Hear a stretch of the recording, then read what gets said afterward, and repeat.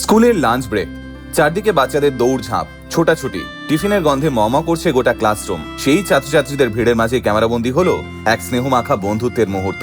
ব্রাজিলের এক প্রাইমারি স্কুলের এই ভাইরাল ভিডিওতে দেখা যাচ্ছে ওই ক্লাসেরই এক ছাত্রের দুটো হাতই অকেজো। এইবার টিফিন টাইমে তাকে যে খাইয়ে দেবে এমন কেউ ছিল না। ঠিক তখনই তার এক সহপাঠী চুপচাপ পাশে দাঁড়ালো আর নিজের হাতে তাকে খাইয়ে দিতে লাগলো। না, মেয়েটাকে কেউ বলেনি, কেউ বাধ্যও করেনি, তবুও সে তার বন্ধুকে এমন যত্নে খাওয়াচ্ছিল যেন একজন মা নিজের সন্তানকে খাইয়ে দিচ্ছে। আর ছেলেটিও মন দিয়ে খেতে ব্যস্ত। চারপাশে বাকি বন্ধুরা কি করছে সেদিকে তাদের দুজনের কোনো খেয়ালই ছিল না। ভাবলেও অবাক লাগে, এত ছোট বয়সেই মেয়েটা বুঝে গেছে পাশে থাকা মানেই শুধু বন্ধুত্ব নয়, কখনো কখনো দায়িত্বটাও নিতে হয়। কোনো শর্ত নয়, কোনো দেখনদারিও নয়, শুধু নিঃস্বার্থভাবে বন্ধুর পাশে দাঁড়িয়ে ছোট্ট মেয়েটা বুঝিয়ে দিল মানুষ হওয়াটাই সব থেকে বড় শিক্ষা। ভিডিওর বার্তাটা একেবারে স্পষ্ট, সহানুভূতি শেখানো যায় না, এটা মন থেকে আসে।